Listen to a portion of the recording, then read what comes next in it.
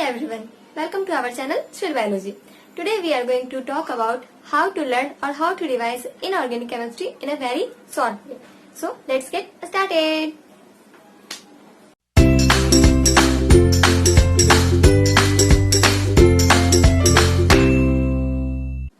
So we all know कि inorganic chemistry में बहुत सारा चैप्टर है और उसमें इतना ज्यादा कंटेंट है कि उसमें रट्टा मारने वाला कंटेंट बहुत सारा है कि हम लोग जितना बार भी इसको पढ़ते हैं या जितना बार भी याद करते हैं और फिर से दोबारा से पढ़ो तो लगता है कि वो नया ही है। तो आज हम इसके बारे में ही बात करने वाले हैं कि हम लोग उसको किस तरह से पढ़े कि वो हम लोग को बहुत देर तक याद रह पाए या फिर जब भी हम लोग रिवाइज करें तो उतना टाइम नहीं लगे जितना कि पहले लगा था।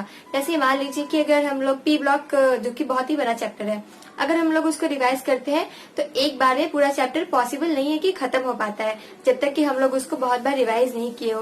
पहले स्टार्टिंग में हमको भी पहले लगभग 1 वीक लग जाता था धीरे धीरे थोड़ा करके उसको खत्म करने।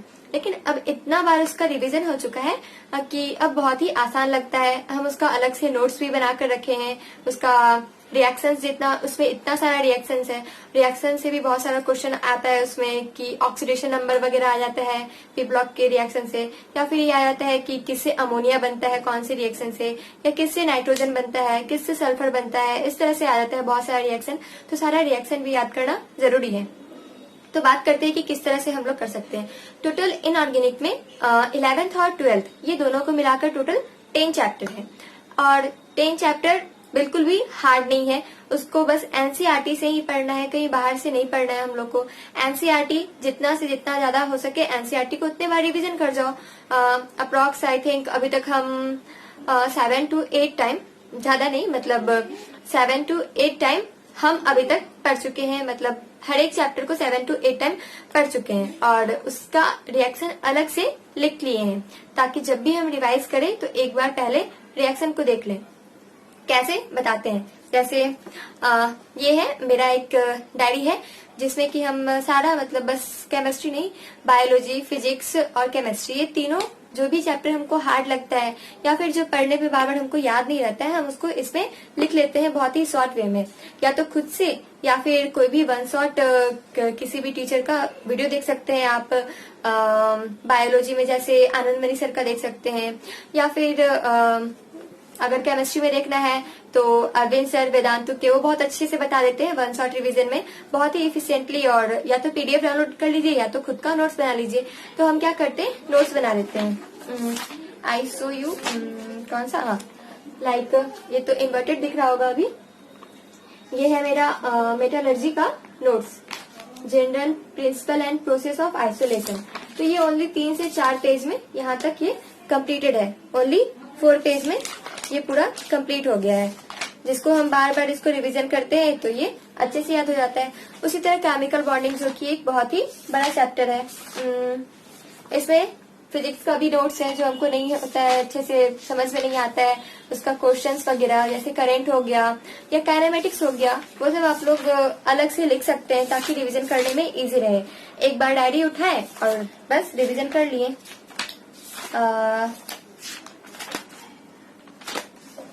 This is chemical bonding, only 3 to 4 page. अगर आप एनसीईआरटी अगर पढ़ने जाते हैं तो वो कितना, लगभग आई थिंक 20 से ज्यादा पेज है उसमें। तो यहाँ से केमिकल बॉन्डिंग है, इस तरह से इसमें जितना ऑर्डर्स वगैरह है, आपको जहां से जो कुछ भी मिलता है उस तरह से आप इसको लिख सकते हैं और याद कर सकते हैं। इनऑर्गेनिक में टोटल 10 चैप्टर्स है, S, P, D and F block, ठीक है। एस ब्लॉक और एक पी ब्लॉक जो 11th में है और एक पी ब्लॉक जो 12th में है, वो दोनों को हमेशा साथ में ही कंप्लीट करना अच्छा होगा, क्योंकि कुछ ना कुछ, मतलब कुछ नहीं, बहुत कुछ जो है दोनों में रिलेटेड है, जो आपको पता चलेगा कि ये ऑर्डर कैसे हुआ। एसिडिक स्ट्रेंथ का ऑर्डर हो गया, या फिर मतलब बहुत सारा ऑर्डर है कि कौन ज्यादा एसिडिक है, कौन ज्यादा बेसिक है, डाउन द ग्रुप, या फिर किस तरह पीरियड्स में, उस तरह से उसमें बहुत सारा ऑर्डर्स दिया हुआ है। आप ऑर्डर्स को भी अलग से एक जगह पे लिख सकते हैं अगर चाहे तो, याद करने में आसानी होता है।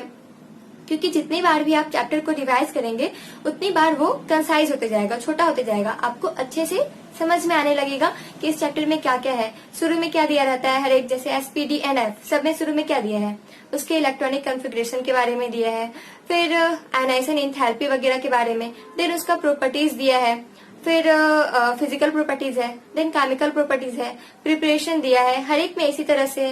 और कुछ कुछ जैसे एस ब्लॉक में देखें तो सोडियम वगैरह के बारे में दिया है कि उससे और क्या क्या बन सकता है, कॉस्टिक सोडा वगैरह के बारे में दिया है, कैल्शियम में कैल्शियम में ये सब दिया है, और ज्यादा कुछ है नहीं। जितनी बार भी आप रिवाइज करेंगे उतना ज्यादा अच्छा रहेगा। तो टोटल 10 चैप्टर है। SPD&F ब्लॉक है मेटलर्जी यानी general principle and process of isolation of element, and then chemical bonding और प्रेडिक्टेबल। केमिकल बॉन्डिंग और प्रेडिक्टेबल ये 2 चैप्टर है जो कि इनऑर्गेनिक का बेस बनाता है।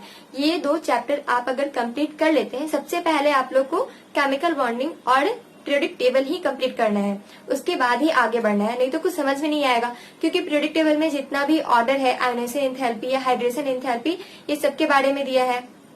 देन केमिकल बॉन्डिंग में बॉन्ड ऑर्डर हो गया, बॉन्ड लेंथ वगैरह के बारे में, डाइपोल मूवमेंट, ये सब के बारे में समझाया हुआ है, हाइब्रिडाइजेशन, ये सब उसमें अच्छे से समझाया हुआ है।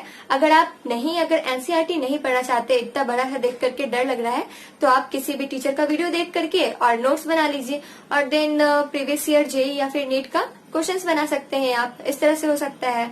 और ये सब बस, और फिर से कोऑर्डिनेशन केमिस्ट्री, DNF ब्लॉक और कोऑर्डिनेशन कंपाउंड दोनों ही सिमिलर है, अप्रॉक्स सिमिलर है, और बिल्कुल भी हार्ड नहीं है। इनऑर्गेनिक केमिस्ट्री बहुत लोग को हार्ड लगता है, बिल्कुल हार्ड नहीं है। आप उसका जितना बार रिवीजन करेंगे उतना ही ज्यादा अच्छे से आपको याद रहेगा। मतलब बायोलॉजी की तरह है कि जितना बार रिवीजन करेंगे भूलेंगे नहीं आप लोग। सो अगर आप लोग को ये नोट्स चाहिए तो हम ये सारा नोट्स का PDF बना करके और टेलीग्राम पे डाल देंगे, ओके, अपलोड कर देंगे। और हाँ, जैसे P ब्लॉक एक बहुत बड़ा चैप्टर है, तो हम लोग को क्या करना चाहिए कि सबसे पहले हम क्या करते हैं, मतलब कि P ब्लॉक जैसे अगर हमको नाइट्रोजन पढ़ना है तो हम उसको पढ़ने से पहले उसका जितना रिएक्शंस हम अलग से लिखे हैं उसको हम पढ़ लेते हैं। आई विल शो यू, किधर गया, तो ये यहाँ पे पूरे P ब्लॉक का रिएक्शन है, अलग अलग सबका। जैसे नाइट्रोजन हो गया, यहाँ पे नाइट्रोजन, देन फास्फोरस, हर एक जितना भी P ब्लॉक में रिएक्शन है वो सारा हम एक जगह पे नोट कर लिए हैं। ये कुछ 5 या 6 पेज में सारा रिएक्शन है। इसको और छोटा छोटा लिखना है तो आप लोग लिख सकते हैं, इतना रिएक्शन है। इस पूरे P ब्लॉक में जितना रिएक्शन था हम उसको एक जगह पे नोट कर लिए हैं। और जब भी हमको P ब्लॉक पढ़ना रहता है, जैसे कि अगर हम मान लीजिए 1 वीक में आप रखे हैं कि हाँ हमको इनऑर्गेनिक केमिस्ट्री खत्म करना है, तो सबसे पहले आप लेकर चल सकते हैं कि हम डे 1 पे क्या करेंगे कि सबसे जो बड़ा चैप्टर है उसको लेकर के चलेंगे, P ब्लॉक। तो P ब्लॉक एक दिन में खत्म नहीं होता है, तो क्या करना चाहिए, सबसे पहले आप लोग सारा रिएक्शन एक जगह लिख लीजिए। उसके बाद P ब्लॉक में सबसे पहले नाइट्रोजन फैमिली, 12th के P ब्लॉक नाइट्रोजन फैमिली, तो सबसे पहले नाइट्रोजन फैमिली का रिएक्शन जितना भी है आप उसको पढ़ लीजिए। नाइट्रोजन और फास्फोरस उसमें जो भी है वो सारा का रिएक्शंस देख लीजिए, क्योंकि पहले आप लोग कभी ना कभी तो पढ़े होंगे ना, या फिर रिएक्शन लिखने टाइम में आप थ्योरी थोड़ा ना थोड़ा तो पढ़े होंगे। तो उस तरह से आप रिएक्शंस लिख लीजिए कि प्रिपरेशन का क्या है, प्रॉपर्टीज क्या है, ये सब का जितना भी रिएक्शन है वो सारा लिख लीजिए। उसके बाद पूरा रिएक्शन पढ़ लीजिए, और उसके बाद बस क्या रह जाएगा बुक में, ओनली थ्योरी। और थ्योरी तो कुछ पढ़ने में है नहीं, बस ऊपर ऊपर से थ्योरी पढ़ना है, क्योंकि जितना कुछ है उसमें रिएक्शंस में सारा दिया हुआ है।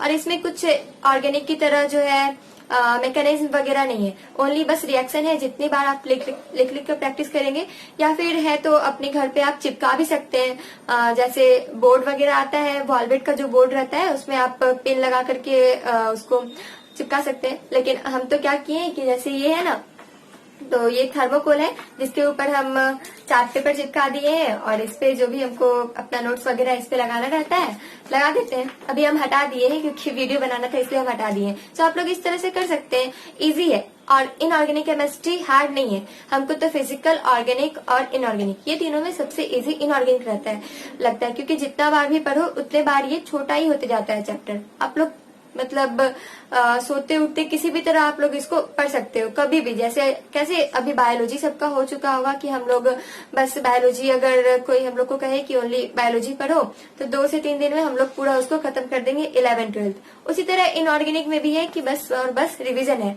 इनऑर्गेनिक से कोई भी क्वेश्चन ऐसा नहीं है कि जो आप लोग का नहीं बनेगा।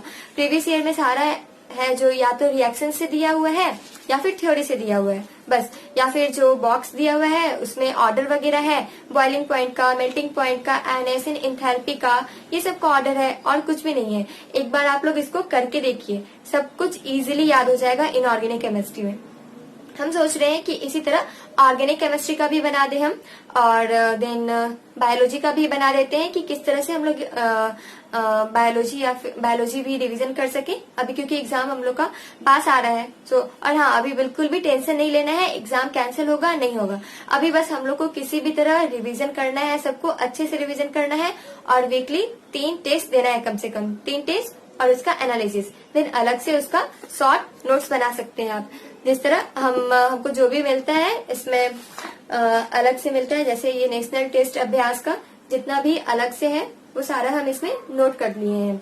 जो भी बाहर से क्वेश्चन है, जैसे एम्स वगैरह में पहले कभी बाहर से क्वेश्चन आया है तो वो सारा हम लिख लिए हैं। 25 ईयर एम्स, या आप इस तरह से लिख सकते हैं क्योंकि एक अलग जगह पे लिखा हुआ रहता है सब जितना भी है एक साथ, तो उसको पढ़ने में बहुत ही आसानी होता है, तो आप लोग उसको लिख करके याद कर सकते हैं। तो इनऑर्गेनिक केमिस्ट्री आप लोग मंडे से बना सकते हैं कि 1 वीक रखते हैं, उसमें हम लोग पूरा 7 डेज या फिर 6 डे में हम लोग इनऑर्गेनिक केमिस्ट्री खत्म कर लेंगे।